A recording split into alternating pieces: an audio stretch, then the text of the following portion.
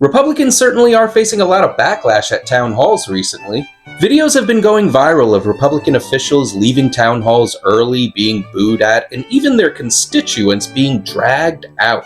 This comes in response to Elon Musk and his Department of Government Efficiency, or DOGE, making broad cuts to federal contracts and massive layoffs of federal employees. Not only have these cuts been riddled with error, from firing critical employees that are overseeing our nuclear weapons, to cutting Ebola prevention, and overfiring FAA flight controllers, then wanting to hire them back and award himself through Starlink a new federal contract.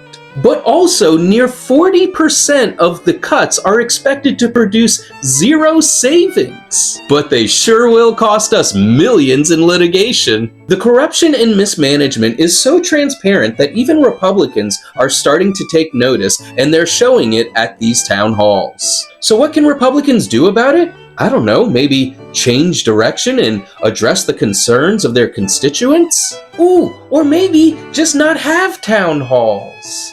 Obviously, we're very aware of those headlines about the town halls, a Republican National Committee official told NBC. I don't know that a specific edict is going to come down from on high that they need to stop or anything, but a message I believe has been clearly sent that this narrative should end very soon.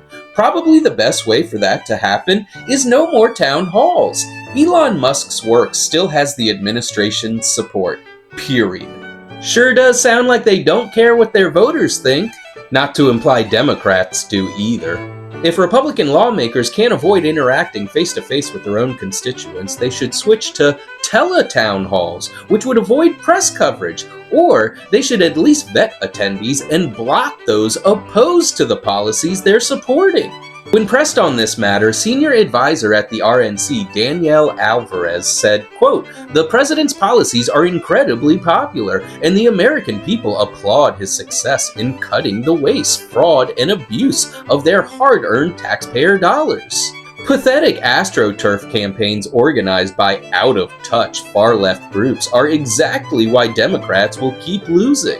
Yeah, okay, I'm sure it's because left-wing policies are unpopular, despite what polls say.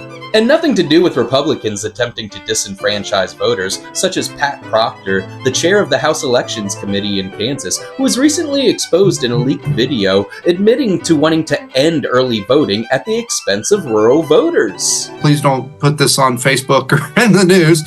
Whether you're on the left or right, to anyone pushing back against this widespread corruption, I say bravo and keep at it. The solution isn't going to come from our elected officials, but grassroots movements. Remember, the fight isn't left versus right, it's up versus down. Solidarity.